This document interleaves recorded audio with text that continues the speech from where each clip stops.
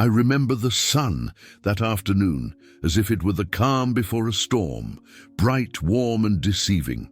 Boarding Flight 219 that day felt like any other journey. Hushed voices echoing across the jet bridge, the soft mechanical hum of the engines and the smell of coffee drifting through the cabin. I settled into my window seat, nestled my carry-on under the seat in front of me and glanced at my watch. 1:47 p.m., 32 minutes to departure, and nothing in the universe hinted at what was about to happen. Just moments after takeoff, as we climbed above the patchwork carpet of farmland and highways, the seatbelt sign flickered off. Conversations resumed. Laughter, the clang of drink carts, the rustle of pages in in-flight magazines. I unbuckled my belt, stretching my legs, marveling at the cotton-white clouds beyond the window. Then, without warning, a deafening thud rocked the plane as though we'd collided with something invisible. The overhead bins rattled violently, and the cabin lights dimmed into a cold, pulsating glow. The oxygen masks dropped like ghostly visages into my lap.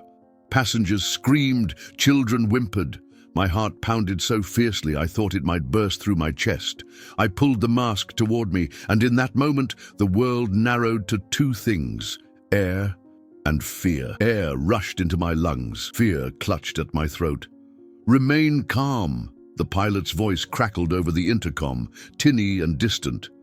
"We're experiencing an emergency. Brace for impact." His words hit me harder than the turbulence ever could. Impact. That single word carried the weight of every nightmare I'd ever had. The descent was instantaneous, a freefall propelled by gravity and panic. I slammed forward into the seatbelt, hands gripping the armrests as if they were lifelines. Around me, the cabin transformed into a theater of chaos. Overhead bins burst open, luggage tumbled into the aisles, and tears streamed down the faces of strangers turned companions in terror. Then, silence. In that shattering instant before ground struck metal, time fractured. A million thoughts speared through my mind. My family, my friends, the life I'd worked so hard to build. And then, mercifully, nothingness. When consciousness returned, everything was upside down. The cabin stood at a bizarre angle, smoke curling from the overhead panels. Acrid dust hung heavy in the air. I unbuckled my belt, every movement sending jolts of pain through my bruised ribs. A cold sweat coated my skin. Around me, the world was still. The screams had stopped, replaced by a deep, reverent hush. I scrambled out of my seat, kicking debris aside.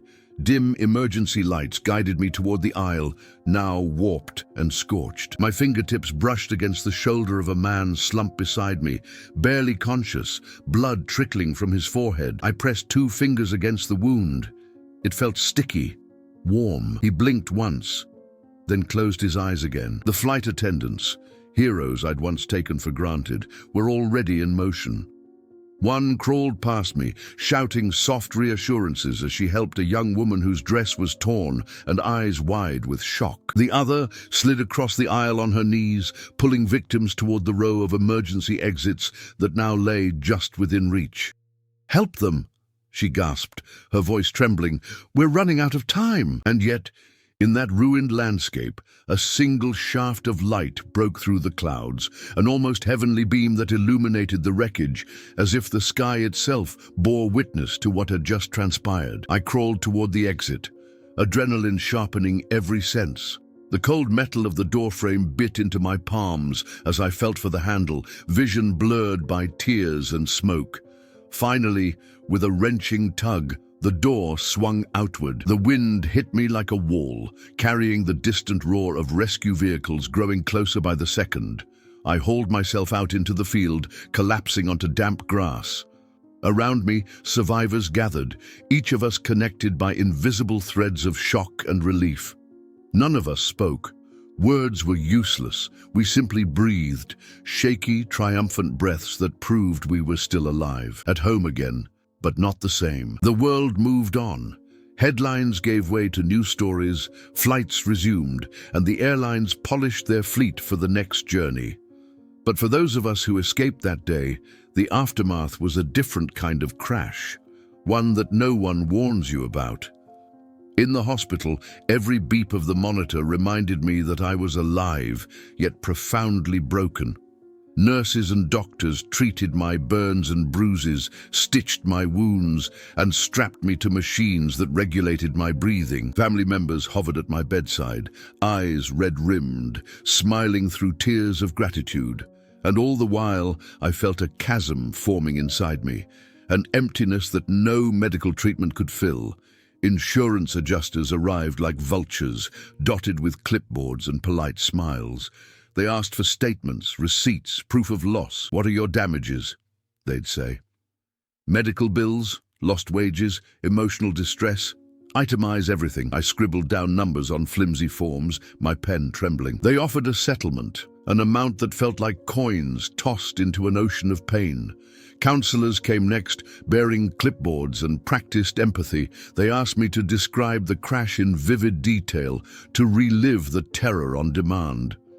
"Tell me about your thoughts during the descent," they coaxed. Each recollection felt like fresh sandpaper scraping raw nerves, and I'd leave the sessions exhausted, drained, more hollow than before. Friends and acquaintances, bless them, offered prayers and pats on the back. "You're so brave," they'd say. "You must be so lucky."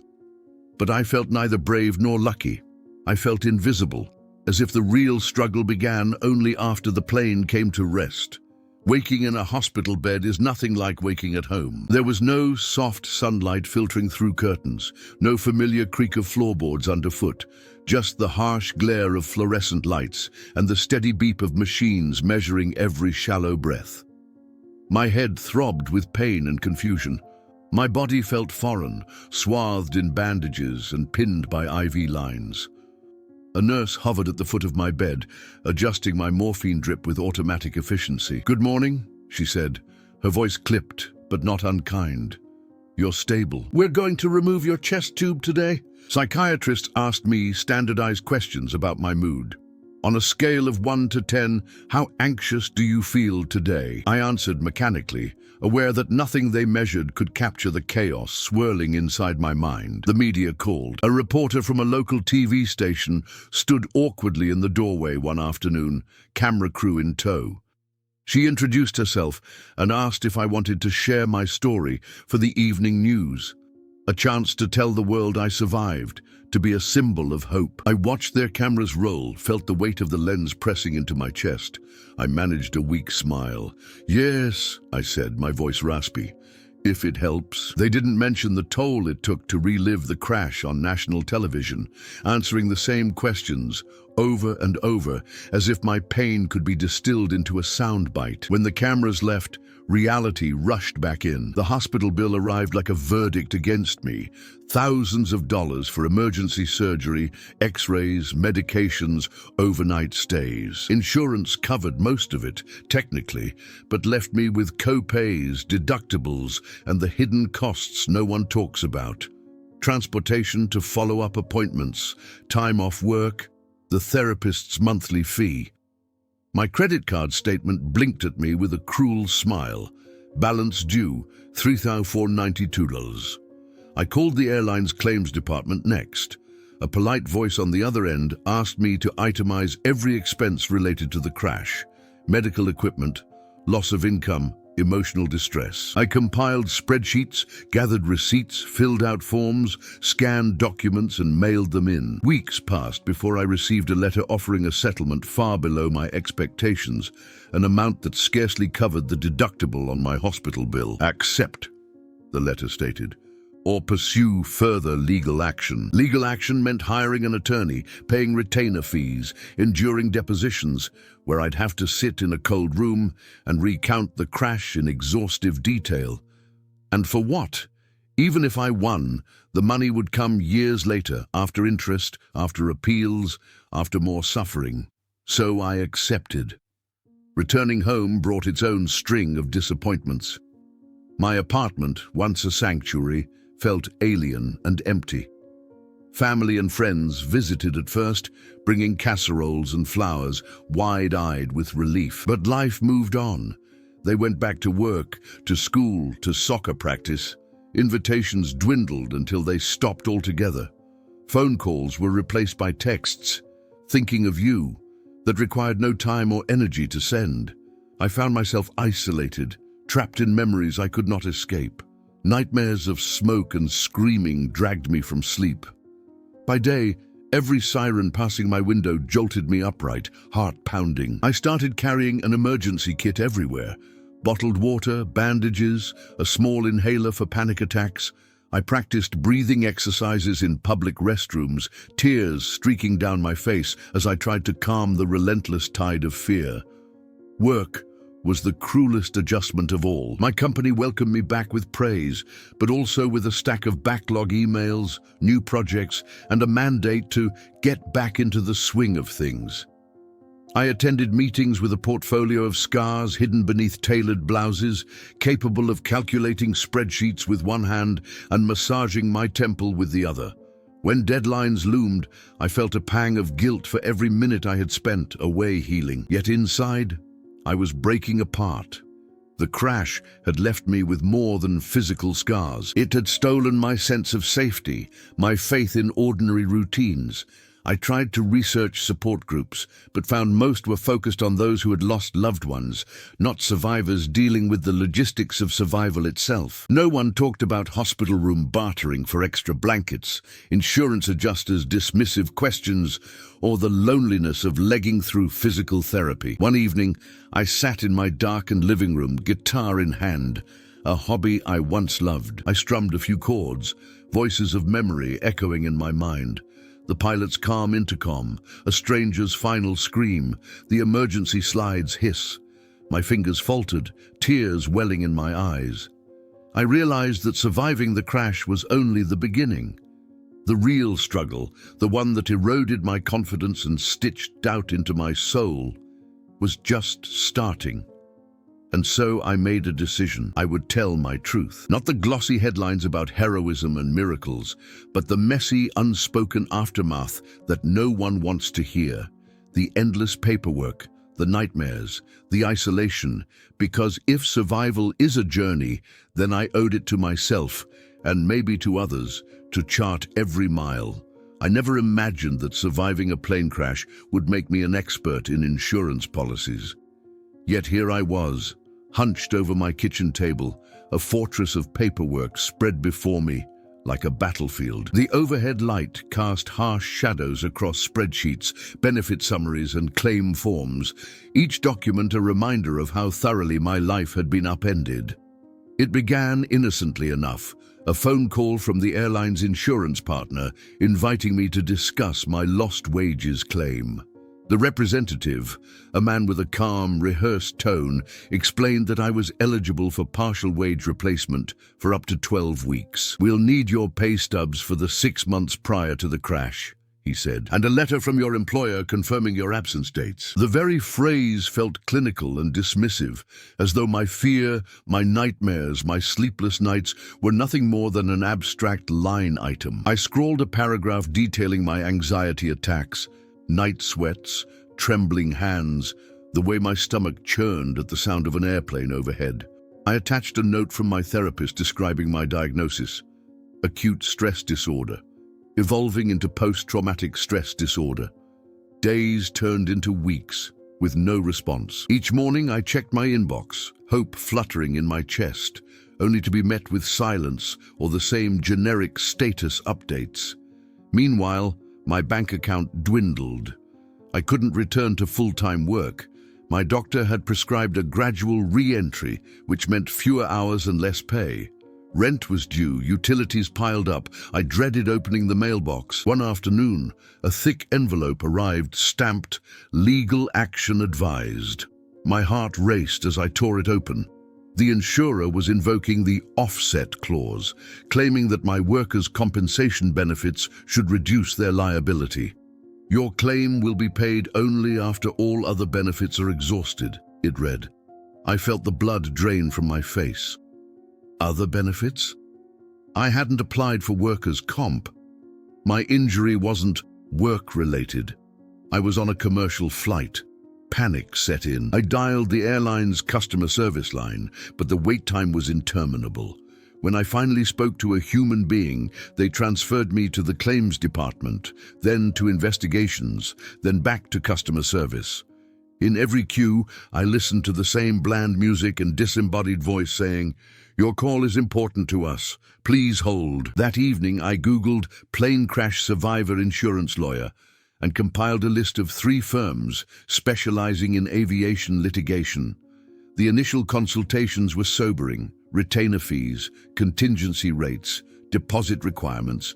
One lawyer warned me that insurers often hire pit bull attorneys to defend these cases, dragging survivors through depositions to wear them down. Another suggested mediation or arbitration as a faster, less adversarial route if I could agree to keep the settlement confidential. Money I didn't have, yet every option I explored seemed to demand more funds up front. I considered crowdfunding, opening my story to the public once more, but the thought of bearing my private suffering to strangers felt unbearable. Still, when the next bill arrived, I panicked. Medical equipment rental, physical therapy sessions, psychiatric evaluations. Each line item on the invoice was a fresh reminder that survival came with a price tag I could scarcely afford. My therapist offered a perspective that surprised me. "You're grieving," she said one afternoon, her gentle voice floating through the small office. "Grieving the life you had, the sense of security you lost, grieving the person you used to be." I had thought grief was reserved for those who lost someone, not for those who lived through the unimaginable, but she was right. I felt hollow, as though the real me had died the moment the plane's metal skin buckled. We mapped a plan for self-care, guided breathing exercises to quell panic attacks, journaling prompts to externalize fear, nightly routines to improve sleep hygiene. It helped in small ways, until the next urgent letter arrived from the insurer or the next late notice for my rent. Then the anxiety surged back, raw and relentless. At work, my performance review loomed. I spent nights drafting talking points about how I'd contributed to key projects despite my part-time status. I rehearsed answers to questions I feared. Are you fully recovered? Should we be concerned about your health? My manager assured me that accommodations could be made, flexible hours, remote days. But I sensed their impatience. Business, after all, moves fast, and people who slowed down were liabilities. One Friday evening, I sat at my desk in the empty office, the glow of my computer screen reflecting on the city skyline. My hands hovered over the keyboard as I typed an email to HR requesting a leave extension to focus on my mental health. The cursor blinked at me, demanding commitment. I stared at it for what felt like hours before hitting send. "If you need help with anything, work or otherwise, let me know." Small victories piled up. One insurer finally approved a partial payment, enough to cover next month's rent. My doctor cleared me for more hours, and my therapist noted that my panic attacks had decreased in frequency. Yet the labyrinth remained. Every progress was met with another bureaucratic hurdle. I learned to cherish the small wins. A check in the mail, a compassionate email from a case manager, a morning without nightmares. Because the big victory, full financial restitution, and emotional closure felt tantalizingly out of reach. Still, I kept going. I reminded myself that I had survived the crash itself, that I had the resilience to navigate this secondary crash, the crash of normal life. And each time I felt overwhelmed, I returned to my mantra: I am more than my trauma. I am a survivor, not just of the plane, but of the endless aftermath no one prepares you for. The first steps I took out of the hospital felt like crossing a tightrope, stretched over an abyss. My legs trembled beneath me as the wheelchair's wheels clicked to a stop beside the curb. The air outside was warm and fragrant, with spring blooms, ordinary, unsuspecting of the turmoil inside me. A physical therapist named Marcus stood behind me, hands hovering protectively at my waist. "Ready?" he asked. I nodded, swallowing a wave of anxiety. My right knee, still tender from the fractured femur repair, protested at the slightest shift. Yet I planted one foot in front of the other, white-knuckling the walker's handles. Each click of rubber on pavement felt like a declaration, I am still here, I am still me. The outpatient rehab center became my second home. 5 days a week, I arrived before sunrise to a team of professionals dedicated to restoring my strength. The gym area was lined with treadmills, stationary bikes, resistance bands, and anatomical posters that charted bone structure in stark, clinical detail. I worked through exercises designed to rebuild muscle memory, gentle leg lifts, weight shifts, slow marches. My body obeyed in fits and starts, muscles screaming in protest at movements that once felt automatic. After an hour of physical exertion, I moved to the occupational therapy room, an odd space outfitted with household items, a kitchen counter, a sink full of dishes, a rack of clothing.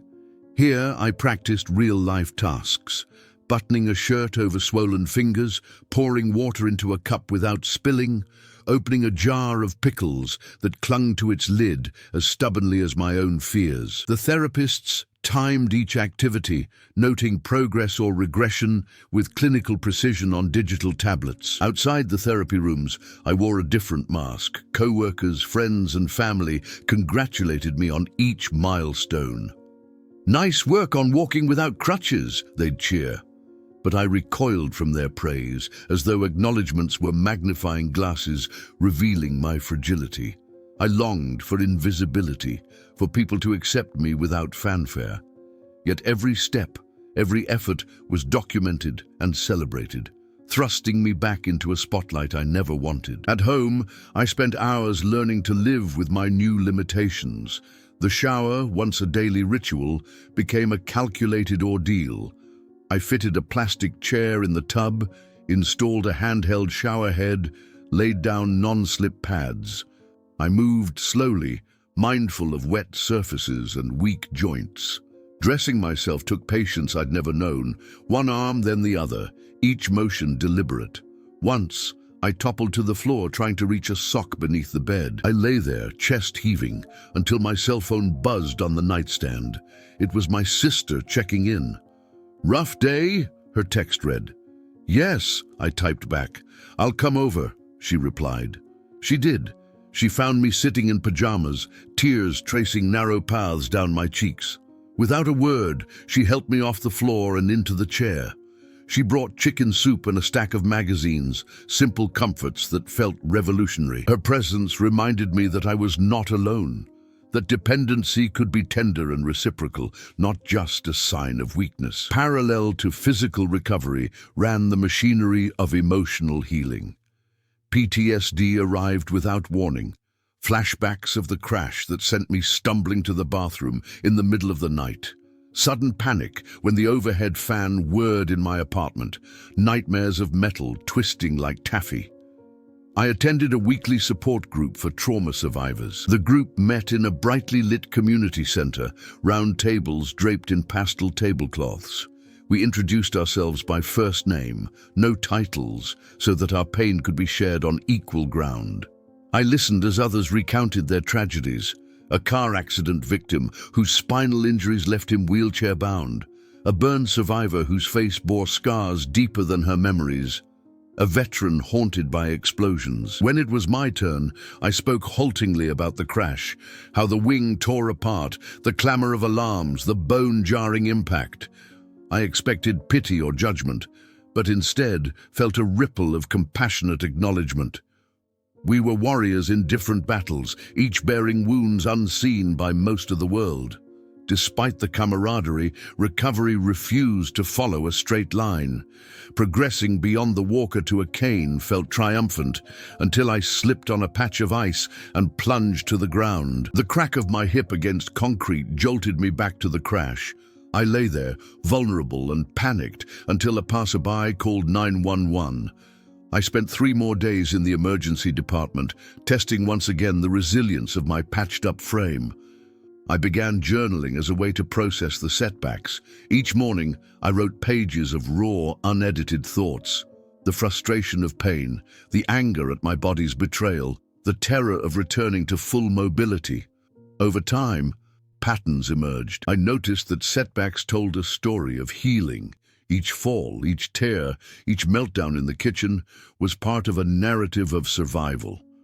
I wasn't regressing, I was testing my limits and learning how far I could push. Work re-entered the scene gradually. My company granted me a flexible schedule, allowing me to work remotely 2 days a week. I assembled a makeshift home office in my living room, laptop perched on an adjustable stand, ergonomic keyboard, noise-cancelling headphones. My calendar filled with virtual meetings, faces framed in rectangles, background art or bookcases. Sometimes I froze mid-conversation, lost in a panic over a tremor in my hand or a jolt of pain in my back.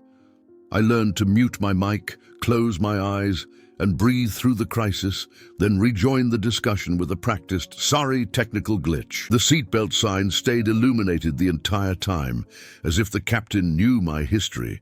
My cane rested against the window, my body tense.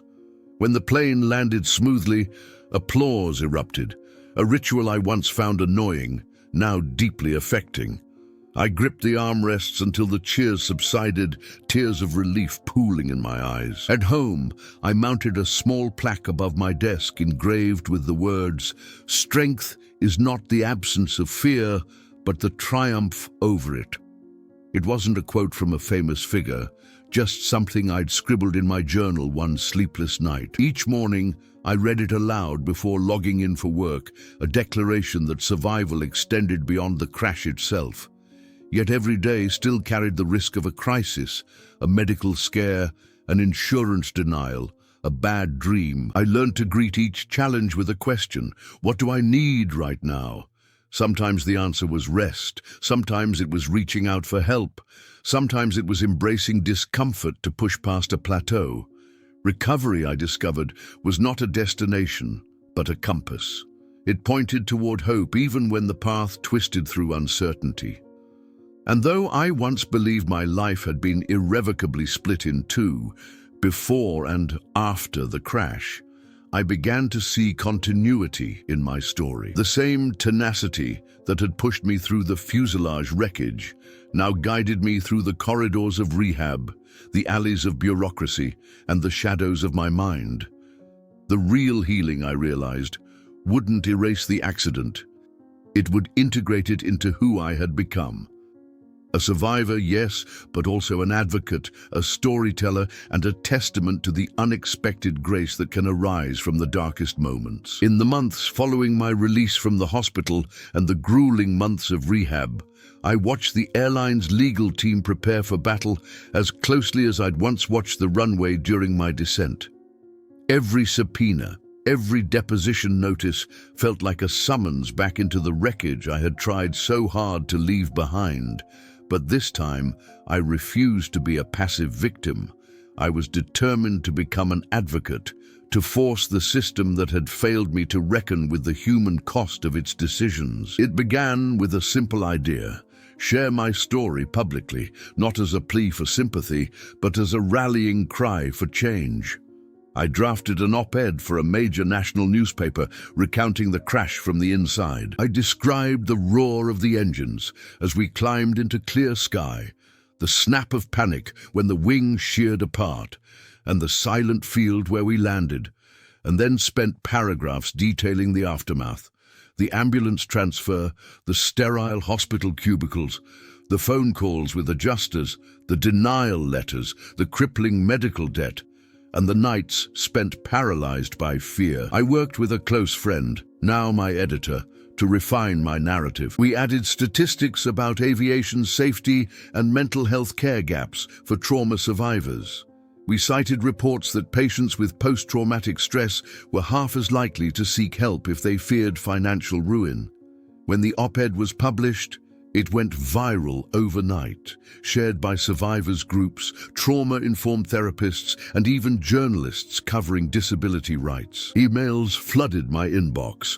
"Thank you for speaking up. Your story gave me courage to seek help. I'm a flight attendant who survived a ditching. Can we collaborate?" The idea of a collective lawsuit, uniting survivors whose voices were often drowned out, resonated deeply.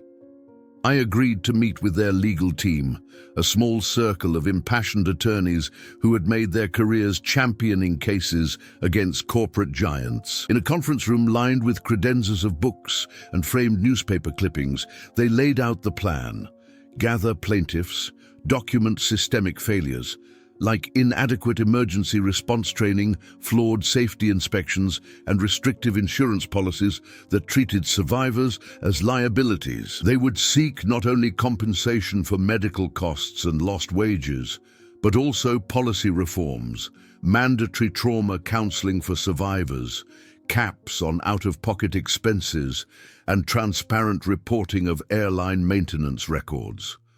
The work was blizzard intense. I spent weeks coordinating interviews with fellow survivors, gathering medical records, and compiling evidence of the airline's lapses. Many were eager to share their stories, relieved to finally have a channel for their frustration. Some, however, feared retaliation or felt too raw to revisit their trauma. I honored their boundaries, reassuring them that participation was voluntary and entirely confidential until they were ready. Meanwhile, I continued pushing for systemic change on other fronts. I spoke at aviation safety conferences, recounting firsthand what happens when protocol fails. I testified before a congressional subcommittee on transportation, describing the regulatory gaps that left survivors stranded in debt and despair. I met with FAA officials to propose a Survivor Bill of Rights, a set of standards ensuring that those who lived through crashes received immediate psychological care, financial assistance, and clear guidance on claims processes. These advocacy efforts came with their own emotional costs. Testifying before senators meant recounting every harrowing detail, from the screech of metal to the stench of smoke. Media appearances thrust me back into the spotlight I had once dreaded. After one particularly grueling hour on live television, I walked off stage trembling, tears flooding my eyes as the adrenaline crashed. Yet each time I faltered, I reminded myself that my discomfort was small compared to the suffering of countless others left behind. The class action suit moved steadily forward. Depositions were scheduled, interrogatories exchanged, and motions filed. The airline countered with arguments about acts of God and crew negligence, attempting to pin blame on external factors beyond their control. But our team fought back, securing internal maintenance records showing overdue inspections and training logs revealing gaps in emergency preparedness drills. By year's end, settlement talks began. Terms floated in mediation included a multi-million-dollar fund to cover survivors' medical expenses and lost income, alongside a commitment from the airline to fund a nationwide trauma support hotline and conduct quarterly safety audits with third-party oversight. It wasn't perfect. Nothing that emerges from legal wrangling ever is, but it represented a seismic shift from silence to accountability. While the case progressed, I found new purpose in mentorship. I started a blog and podcast series called Unspoken Survivors, interviewing people who had lived through aviation disasters, from small commuter plane crashes to major airline catastrophes. Each episode focused not on sensational details of the crash itself, but on the nuanced challenges that followed: navigating Medicare denials, coping with insomnia, rebuilding trust in technology, and managing relationships altered forever by trauma. Through these conversations, I witnessed healing in action and built a community united by empathy and resilience. Looking back, I realized that my journey from survivor to advocate hadn't erased the sting of my own experience. It had transformed it. Each legal brief drafted, each policy proposal submitted, each podcast recorded was an act of reclamation, reclaiming my narrative from insurance tables and legal fine print and placing it squarely where it belonged, at the center of a movement toward compassion and justice. And so, as negotiations neared their conclusion, I felt a sense of cautious optimism. The crash had shattered more than metal. It had exposed the fragility of systems meant to protect us. But from that rupture, something new had emerged. a network of survivors, advocates, and allies determined to ensure that no one who lives past the impact has to navigate the aftermath alone. Even as I threw myself into advocacy and legal battles, the crash continued to exact its toll on the most intimate parts of my life, my relationships. Before the accident, love had always felt solid, a safe harbor in rough seas. Afterwards, everything wobbled on its axis. My partner, Emily, was my rock through the early days of hospitalization.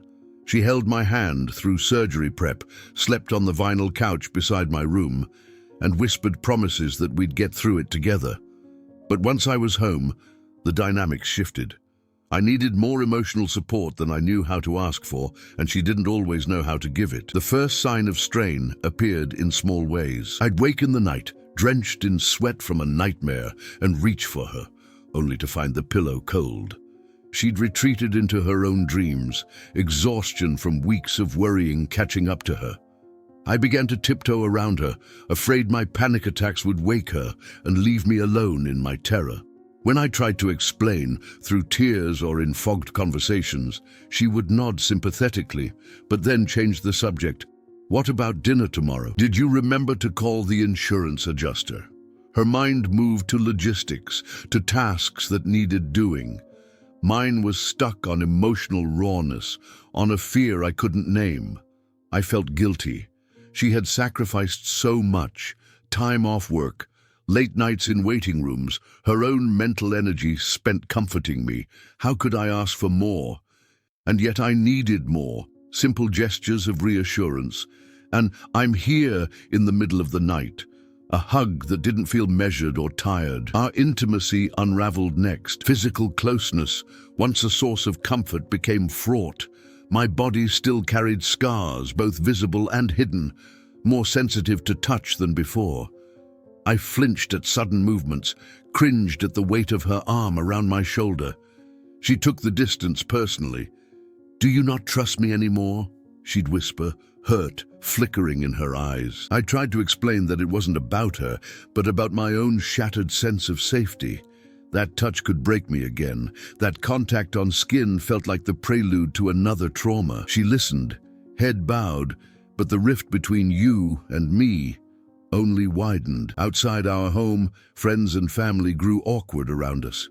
At gatherings, people whispered condolences for me and for poor Emily, who had such a burden. I felt ashamed, as though our private struggle were a spectacle. Invitations dwindled. We stopped hosting dinner parties. Even walking hand in hand felt too exposed. What if I leaned too heavily on her? What if she stumbled under the weight of my fragility? I sought guidance in couples therapy. The therapist's sunlit office felt like a reprieve. We sat on a curved couch. She listened as I unpacked the layers of guilt, fear, and resentment, and then turned to Emily for her side. She validated both of us, that trauma reshapes not only survivors, but those who love them. She taught us communication tools, I feel statements, active listening, scheduled check-ins.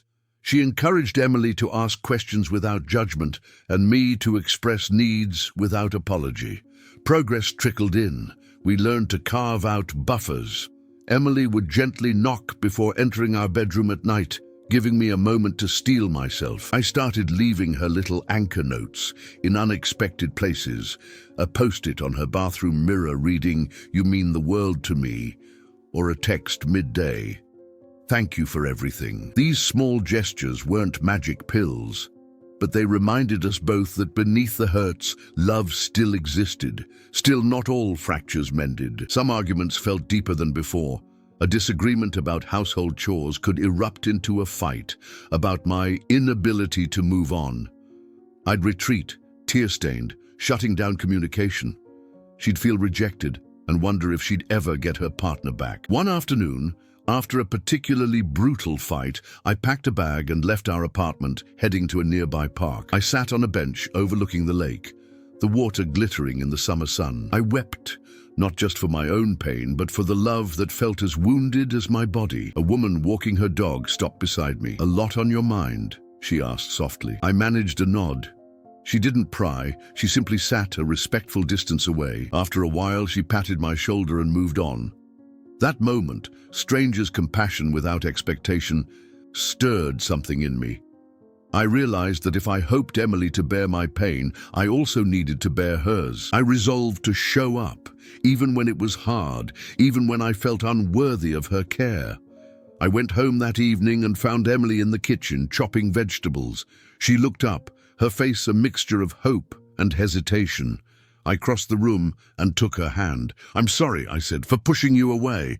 I want to be here for you too, and I'm sorry for not always understanding." There would be days when nightmares returned, when insurance denials reopened old wounds, when frustration would flare into arguments. But we had discovered a new foundation, one built not on perfect resilience, but on permission to be imperfect, to stumble and reach out, to mourn and to forgive. As I lay in bed that night, Emily beside me, I whispered into the darkness, "We'll get there." She squeezed my hand and murmured back, "Together." And for the first time since the crash, I believed it. When the dust of legal battles settled and the adrenaline of advocacy conferences faded, I confronted a question more daunting than any I'd faced. Who am I now? The person I'd been before the crash, confident, career-driven, unburdened by trauma, seemed like a ghost fading into memory. In its place stood someone both stronger and more fragile, reshaped by circumstance, yet unmoored from the life I once knew. My mornings began with a ritual of reflection. Over coffee, decaf, to keep my heart from racing, I opened my journal to a blank page and asked myself, what matters today? 10 months earlier, my priorities had been straightforward: meet deadlines, close deals, climb the corporate ladder. Now, my to-do list always included self-care items, a 20-minute meditation session, a walk without headphones, a call to check in on a fellow survivor. Work responded to this new rhythm with surprising grace. My manager, who'd once expressed cautious concern over my part-time status, supported my request to lead a small internal diversity and inclusion initiative. She proposed that I develop a resilience and well-being workshop for our team, drawing on my experiences, both the crash and the aftermath, to help colleagues recognize burnout, trauma, and the importance of mental health in a high-pressure industry. Designing the workshop forced me to distill my journey into teachable insights. I spent evenings drafting slides that juxtaposed clinical definitions: post-traumatic stress disorder, acute stress, restorative sleep cycles, with personal anecdotes: the suffocating panic in a hospital corridor, the hollow victory of a settlement check, the subtle terror of boarding a plane again. I practiced my talk in front of close friends and in therapy sessions, calibrating tone to blend vulnerability with practical guidance, breathing techniques, boundary-setting exercises, tips on navigating workplace accommodations. The pilot session drew a dozen co-workers to a brightly lit conference room. As I stood before them, palms damp and heart pounding, I told my story with raw honesty, pausing when emotions welled too high and collecting myself with measured breaths. When I opened the floor for questions, one colleague, a senior vice president, leaned forward. "Thank you for sharing this," she said softly. "I've faced my own silent struggles, and your story gives me permission to speak up." Tears glistened in her eyes. Others nodded, voices trembling with relief as they admitted their own sleepless nights, their hidden traumas, the guilt of feeling weak for needing help. By the end of the hour, I realized the workshop had accomplished more than I'd imagined. It connected people across hierarchical lines, humanizing our team and fostering a culture of empathy. Human Resources invited me to present the workshop company-wide. Eventually, it became a recurring module in new hire orientation. My identity as a survivor had evolved into an identity as a guide, someone who used personal hardship to illuminate a path for others. Outside the office, I explored new facets of my identity. I enrolled in a writing course focused on memoir techniques, learning about narrative arcs, sensory detail, and the art of distancing oneself just enough to write honestly without reliving trauma on the page. My first assignment was a 1,000-word piece describing the crash from the perspective of the cabin air, a playful exercise that stretched my creativity. My instructor praised the visceral imagery, how the air shuddered at impact and drifted through the cabin like a wounded animal afterward. I also reconnected with hobbies that had languished in my trauma's shadow. On weekends, I ventured to a nearby climbing gym. Scaling a vertical wall required a blend of physical strength and mental focus, trusting my body to hold me, despite every instinct shouting that solid ground was a fleeting illusion. At the top, when I clicked my carabiner into the anchor, I felt a quiet triumph, proof that fear could be conquered one deliberate move at a time. Socially, I made a conscious effort to rebuild my network. Rather than waiting for friends to reach out, I organized small gatherings, game nights, potluck dinners, campus lectures. I found that asking for companionship felt as courageous as asking for help after the crash. To my delight, many friends responded with enthusiasm, perhaps moved by the authenticity I now brought to relationships, unafraid to admit vulnerability or need. Yet some relationships reached an inevitable end. A former colleague who prided herself on always staying busy struggled to empathize with my occasional need for rest. Invitations waned, miscommunications multiplied, and eventually I let the friendship drift away. It felt like losing a limb, painful but necessary. I realized that growth often required pruning, releasing connections that no longer nourished the person I was becoming. Through these experiences, I began to articulate a new personal mantra. I am more than what happened to me.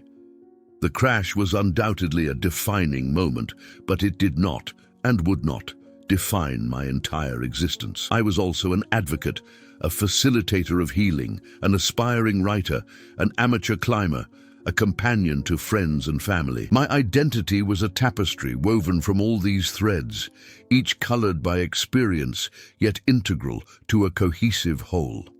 One evening, after a long day of facilitating a workshop and a late-night writing assignment, I sat on my apartment balcony, watching the city lights flicker below. I reflected on the distance I'd traveled, from that terrified passenger clutching an oxygen mask to a woman standing before 100 colleagues, sharing her story with confidence and purpose. I sipped herbal tea, the warmth spreading through my chest like forgiveness. In that moment, I understood that redefining identity was not a destination, but a continuous journey, one with peaks of triumph and valleys of doubt.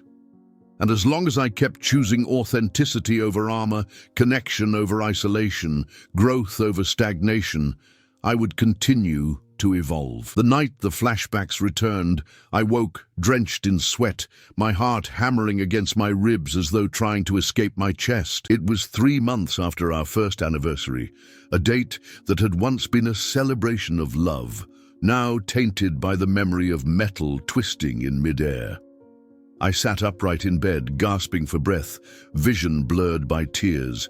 Every fiber of my being screamed that I was back in the cabin, the overhead bins rattling, the oxygen masks dropping like silent specters. In the minutes that followed, I fumbled for my phone in the darkness and texted Emily, "Please come."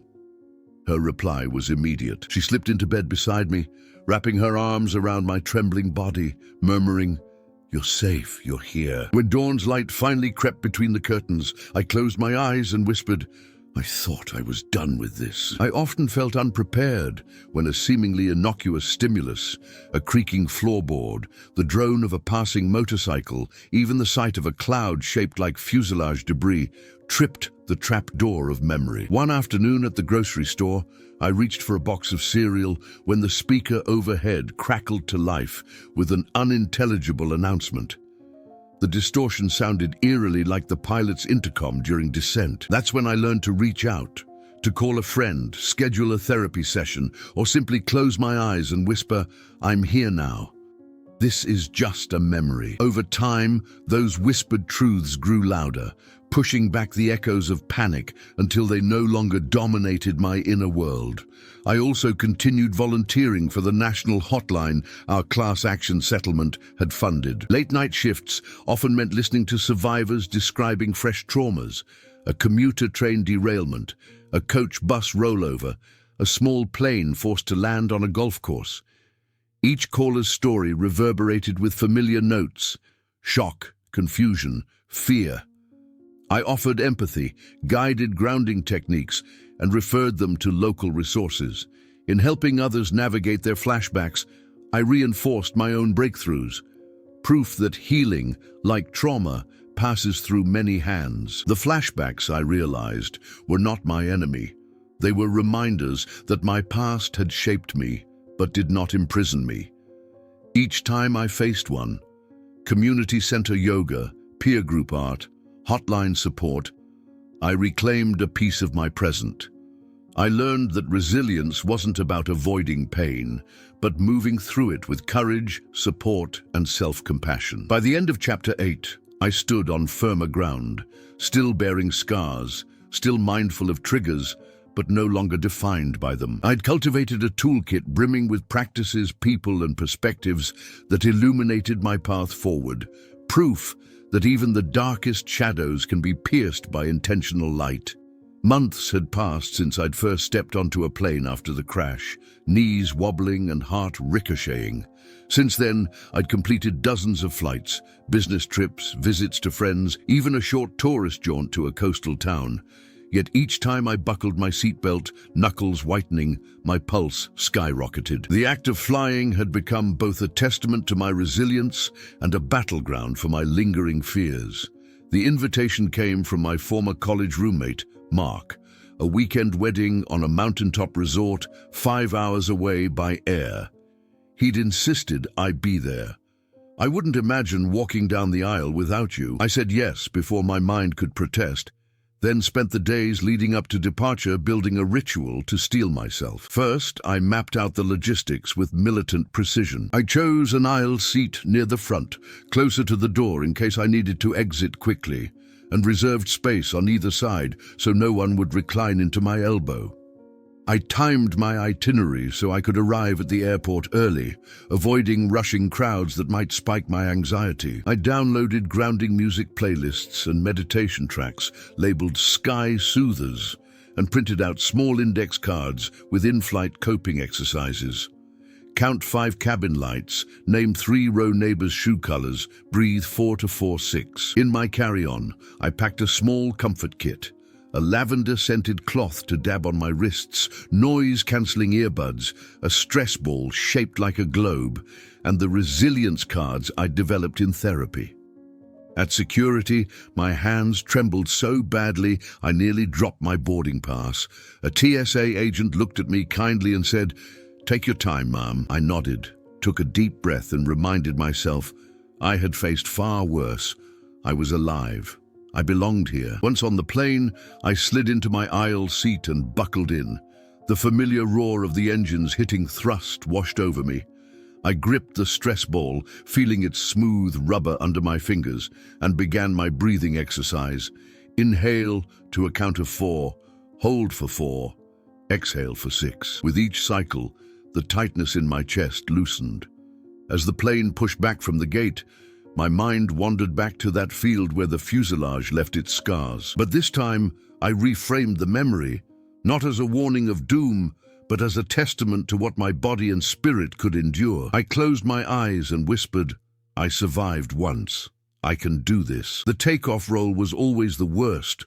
The engines roaring, the acceleration pinning me to my seat. My therapist had taught me to use a look at, not through technique, focus on a fixed point, like the wingtip, and observe its details, the rivets, the curve, rather than letting my mind project disaster. So I studied the wing's smooth surface, the subtle reflection of cabin lights, the way it sliced through the morning haze outside my window. We lifted into the sky. My breath came easier. I opened my eyes to the vast expanse of blue and white, clouds unfolding like cotton fields below. There was terror, yes, but also wonder. I was flying again, truly flying, unbound from Earth's pull. During the cruise, I opened my laptop to edit the memoir chapter I'd been drafting, the one about reclaiming air. Words flowed more freely at 35,000 feet, the serenity of altitude seeping into my fingertips. I typed about gratitude for the engineers who designed the plane, the crew who trained for emergencies, and even for the insurance adjuster who had finally approved a partial payment, proof that progress could come in imperfect increments. When the flight attendant offered beverages, I accepted a ginger ale, chosen for its calming properties, and sipped slowly, savoring the fizz. A young mother across the aisle smiled apologetically for her toddler kicking her seat. I returned the smile and struck up a brief conversation about toddler snacks, reminding myself that the cabin was a shared human space, not a crucible of personal trauma. Landing still sent a thrill through me. The thumping of landing gear, the gentle sway as the plane taxied in. When the wheels touched runway, a cheer rose from some passengers. I allowed myself a small, private smile. We had arrived safely, yet another affirmation that the fear had lost some of its power. At baggage claim, I texted Emily, "I flew without panic. I'm proud of us." Her reply came almost immediately. "You amaze me every day." That message melted away any lingering doubt. The wedding was beautiful. A rustic lodge perched on a mountain ridge, vows exchanged under a canopy of pines. I watched Mark and his bride dance beneath festoon lights, feeling warmth spread through me. The weekend unfolded like a dream. Hikes along wildflower trails, laughter over shared meals, stargazing on the balcony. Each moment reinforced the truth that life could be rich and vibrant, even after trauma. On the flight home, I reflected on how far I'd come. The crash had taught me I could endure the unimaginable. Months of advocacy, therapy, and small, steady victories had taught me I could rebuild a life that honored my pain without being defined by it. And now, reclaiming the sky itself, I had woven a new story, one where flying was not an act of survival, but an expression of freedom. As the plane descended through rosy sunset clouds, I pressed my forehead to the window and whispered a thank you to every person who had supported me, to the resilience that lived within me, and to the sky that had once been a source of terror but was now a boundless frontier. When the engines powered down and the cabin lights brightened, I unbuckled my seatbelt with calm certainty. I was home, and I was whole, in ways I had never imagined.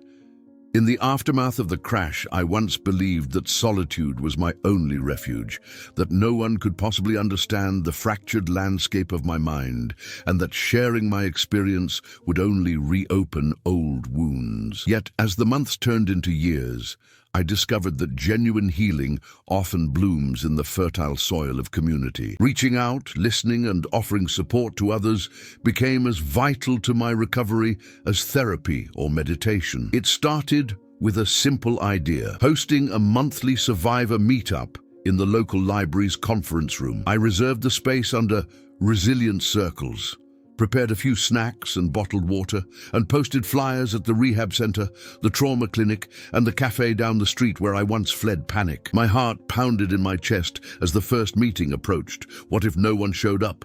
What if those who did left feeling worse? On the evening of the first gathering, I arrived early and set out name tags, colored pens, and index cards bearing conversation prompts such as "One way I've found peace this week" and "A challenge I'm proud to have overcome." As the clock ticked past the start time, two women trickled in. One, a commuter train survivor whose leg bore a permanent brace. The other, an airline attendant whose eyes still widened at the hum of the room's fluorescent lights. They greeted me with tentative smiles. Over the next hour, more people arrived. A firefighter who survived a helicopter crash, a man whose family perished in a small plane accident but who narrowly escaped himself, and a young woman navigating crippling anxiety after witnessing a volcanic ash emergency landing. Each introduced themselves, shared a brief snippet of their story, and then we sat in a circle, passing the talking piece, a smooth riverstone, to ensure everyone had space to speak without interruption. I listened as voices trembled and then steadied, as tears were shed and laughter erupted at memories of small joys reclaimed. Someone brought homemade brownies, another played soft guitar music in the background. The room, once unfamiliar, felt alive with shared understanding. When the session ended, hugs were exchanged, phone numbers traded, and promises made to return. I realized community was not a luxury, it was a lifeline. In the weeks that followed, the resilience circles grew. We migrated to a larger room, adopted a sliding scale donation to fund coffee and refreshments, and invited guest speakers, a trauma-informed yoga instructor, an occupational therapist specializing in adaptive strategies, and a legal advocate who guided us through insurance pitfalls. Each new voice enriched the tapestry of support, reminding us that we were not alone in our struggles. Beyond the monthly meetings, friendships blossomed. I connected with the firefighter, Brandon, over our shared love of woodworking. He taught me to sand and stain a simple cedar birdhouse, and in turn, I helped him draft his first blog post about post-traumatic growth. The airline attendant, Maria, and I started volunteering together at the hotline, pairing our distinct experiences to offer callers both technical guidance and heartfelt empathy. These connections spilled into the digital realm as well. I co-created an online forum, afterimpact.org, where survivors from around the globe could post journal entries, art, or brief status updates. Today, I grocery shopped without panic. I booked a flight, or struggling with insurance again. Moderators from our local group ensured the space remained compassionate and inclusive.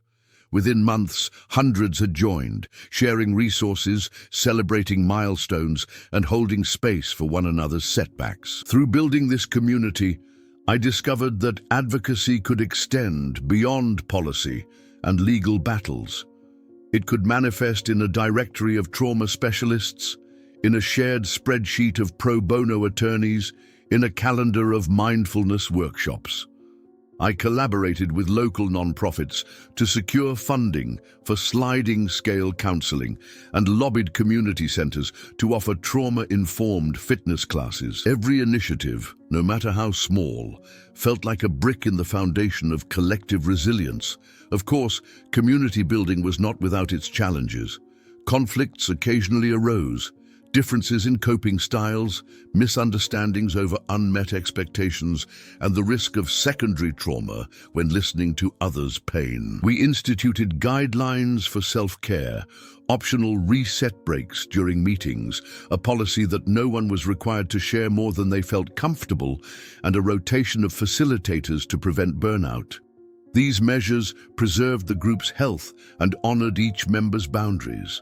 As I reflected on the journey from isolated survivor to community leader, I marveled at the transformation. The crash that once drove me into the shadows of solitude had paradoxically propelled me toward connection. Where fear had once vaulted between me and the world, empathy now built bridges. And in every handshake, every shared story, every collaborative project, I found new reasons to believe in collective renewal. In that sense, I understood that survival was never solely personal. It was communal, a tapestry woven from individual threads of pain, courage, and compassion. And by nurturing those threads, through gatherings, digital forums, and neighborhood initiatives, I honored not only my own journey, but the journeys of countless others who, like me, longed to take flight again on the winds of hope. In the months after launching afterimpact.org and witnessing how our community pulsed with stories of both setback and triumph, I realized that my own narrative was evolving beyond personal survival. It was becoming a catalyst for collective healing. I decided to channel this awareness into a new project, a memoir that would weave together my journey with the voices of fellow survivors, creating a tapestry that would honor our shared experiences and offer a roadmap for those still trapped in the lonely aftermath of disaster. I began by returning to the writing course, where my classmates and I had first experimented with scene setting and metaphor. Armed with feedback from my instructor, I drafted detailed character sketches for the people whose stories I wanted to include. Maria, the stewardess who turned her fear of flying into a passion for mentoring other crew members. Brandon, the firefighter whose spinal injury prompted him to invent a low-impact strength training program. And Daniel, a small plane crash survivor whose years of insomnia inspired him to produce guided meditation recordings. Each likeness was accompanied by extensive interviews. I recorded hours of conversation in coffee shops, living rooms, and Zoom calls, allowing each person's voice to shape the cadence and detail of their chapters. Balancing these anecdotes with my own meant revisiting painful terrain. I spent afternoons poring over old journal entries, selecting passages that captured raw intensity. The dry cough of smoke in my throat when I first woke, the sharp sting of frustration when I realized my body could no longer move at will, the momentary thrill and terror of stepping onto a plane again. I polished each memory to steel itself for readers, mindful to preserve honesty without triggering unnecessary panic. In moments of doubt, I returned to a guiding question. Will this help someone feel less alone? That question steadied my resolve. As the manuscript took shape, I drafted proposals to publishers and reached out to literary agents, many of whom expressed excitement about a memoir that blended personal testimony with practical guidance. In early discussions, one editor remarked, "This isn't just a story of tragedy, it's a playbook for resilience." That framing resonated deeply. I envisioned the book's structure as alternating crash story chapters, evocative, immersive narrative, and survival guide interludes, offering concrete tools, how to navigate insurance forms, breathing exercises for panic in tight spaces, tips for broaching PTSD with loved ones, and guidelines for founding a peer support group. Parallel to the book's development, I organized our first annual After Impact Retreat, a 3-day gathering at a conference center nestled in the mountains outside Denver. Survivors emerged from across the country, some in wheelchairs, others wielding walking sticks, many carrying invisible scars, and converged for workshops, sharing circles, and outdoor challenges aimed at rebuilding trust in their bodies. I enlisted trauma-informed yoga instructors, occupational therapists, financial counselors, and legal experts to lead breakout sessions. Evening bonfires became spaces for candid conversation, tears mixed with laughter as participants compared notes on nightmares, celebrated first flights taken since their accidents, and vowed to keep each other accountable for self-care goals. The retreat's highlight was a symbolic ascent up a gentle mountainside trail. On the first morning, participants stood at the trailhead, the crisp air tinged with pine. I handed each person a laminated card bearing a personal affirmation they'd written months earlier, promises such as, "I choose joy again," or "My body is worthy of care." We stepped forward in pairs or small groups, the cards tucked into pockets. As we climbed, the group fell into a quiet rhythm of crunching needles and rhythmic breathing. At several vantage points, we paused to read each other's affirmations aloud, the words drifting across the forest like blessings. When we reached the summit, a sweeping vista of snow-tipped peaks greeted us, and I watched dozens of faces upturned to the sky, tears mingling with smiles. In that moment, I felt the true power of communal ceremony. Each survivor's ascent mirrored the years we had each struggled to climb out of despair. Returning from the retreat, I felt both exhilarated and exhausted. The months of planning, fundraising, and facilitating had tested me in new ways, coordinating logistics while managing my own fatigue, mediating emotional flare-ups in the group, and sustaining my own self-care amid others' crises. Yet every hug, every thank you whispered in tired voices reminded me that creating these spaces was as vital as any legal victory or policy reform. I carried home a stack of handwritten letters from participants, Stories of renewed purpose, promises to start support groups in their hometowns, and notes of gratitude that buoyed me on my hardest days. As I settled back into my writing schedule, I revised the memoir's draft with fresh insights from the retreat. I added a prologue recounting that first climb, positioning it as an emblem of the book's ethos. That while trauma may fracture us, we possess an innate drive to reconnect, rebuild, and reclaim the world around us. I reworked the closing chapter to cast a vision forward, not an ending, but an invitation to readers to join the ongoing movement of survivors forging solidarity and systemic change. With the manuscript finalized, I signed a contract with a mid-sized press renowned for amplifying underrepresented voices. The editing process began in earnest. Line edits, structural rewrites, and design meetings for cover art that would capture both the fragility and strength at the heart of the memoir. I contributed to every detail, from choosing a color palette reminiscent of dawn's first light to crafting a subtitle that would signal the book's dual nature, story and guide. Standing at this juncture, manuscript complete, retreat launched, community thriving, I felt a profound sense of purpose. My identity as a survivor had unfurled into identities as an author, an organizer, and a steward of collective resilience. Each role fed the others.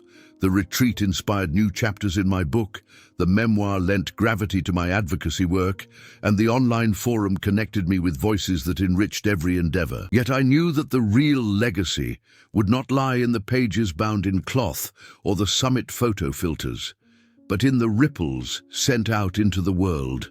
The single mother who found courage to file her first insurance claim, the veteran who reopened conversation about his PTSD with his children, the young pilot who volunteered to conduct safety workshops at his flight school. These were the true measures of success. Lives gently shifted, burdens slightly eased, and hope illuminated in places where once only darkness reigned. Standing at the threshold of my next chapter, I feel the weight and wonder of all that has transpired. 12 chapters have traced the arc from the moment the world went silent in that fuselage to the vibrant tapestry of community, advocacy, and purpose that now fills my days. Yet even as I celebrate how far I've come, I know that the path of healing and growth is never truly finished. It simply unfolds into new horizons. In this final chapter, I return to the questions that first greeted me in my journal. What matters today? And who am I now? The answers have evolved, but their essence remains rooted in intention and authenticity. Today, I matter as a storyteller who carries the voices of survivors, as an advocate who pushes for systemic reform, as a mentor who nurtures fledgling support groups, and as an individual who still navigates the tender terrain of memory and resilience. Morning light finds me on my balcony, where I journal and set an intention for the day. Sometimes it's specific. Today I will close the legal chapter with peace, and sometimes it's open-ended. Today I choose curiosity. This ritual, simple yet profound, reminds me that agency belongs to me. The power to choose my response to every challenge, to reset when I falter, to lean into growth when the comfort of routine beckons.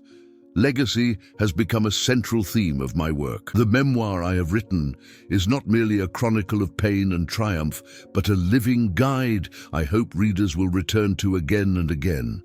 I picture someone picking up the book in a moment of crisis, finding solace in shared experience, and receiving practical tools to navigate medical bills, file insurance claims, or communicate needs to loved ones.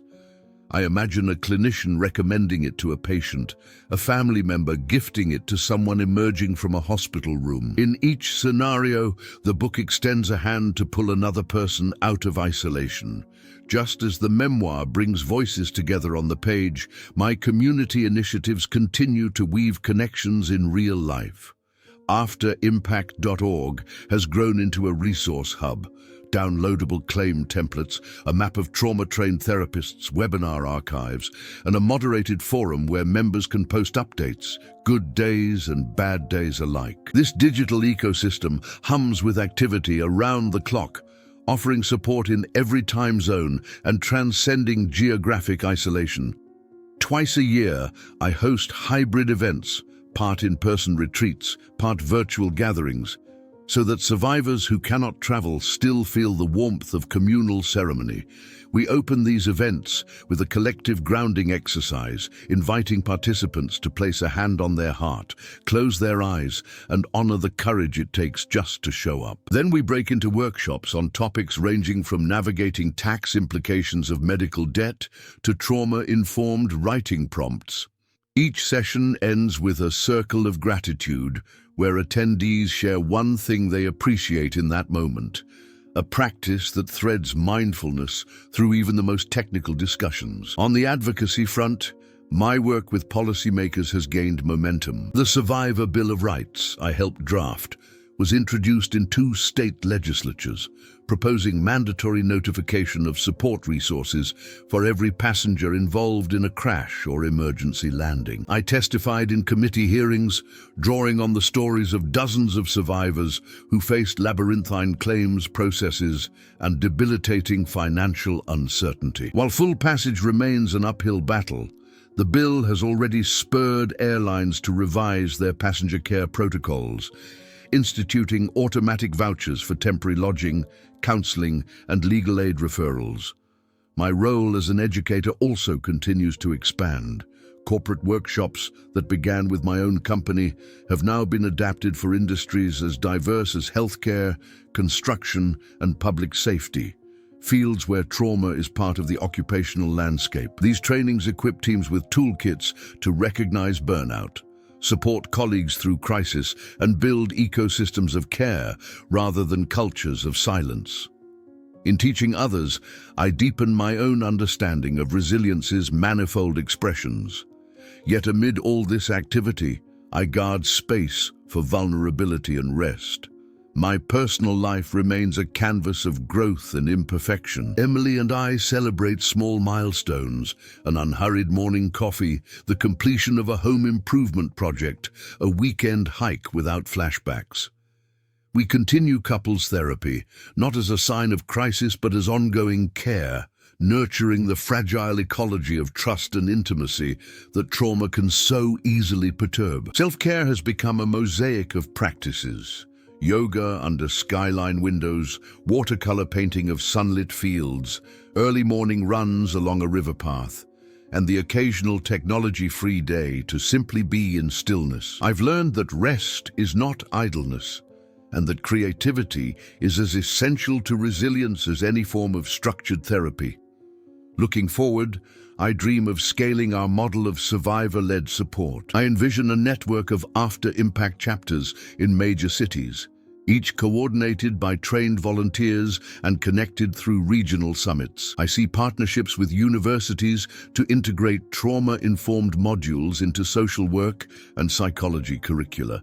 I aspire to speak on global stages, sharing insights with international delegations and aviation regulators worldwide. But even as I cast these ambitions, I always return, to the present moment. For every future goal, there is a present choice. To extend kindness to a newcomer in the forum, to lean into discomfort in a public speaking event, to rest when the body sends signals of weariness, and to write when the heart insists on expression. In closing this final chapter, I hold a meditation on duality, that trauma and transformation are inextricably linked, that vulnerability can coexist with strength, that survival is not merely enduring, but also growing, connecting, and dreaming anew. The crash that once cleaved my life into before and after has over time woven into a seamless narrative, one in which every scar carries a story, every setback a lesson, and every triumph a bridge to someone else's journey. My story does not end here. It flows outward into each person who reads, listens, or finds solace in our community. It pulses in every workshop facilitated, every policy drafted, and every flight taken without fear. And it lives on in the countless lives that are touched, uplifted, and emboldened to face their own horizons. Thank you for walking this path with me. May your journey forward be marked by courage, compassion, and the unwavering belief that we are always capable of embracing the horizon ahead.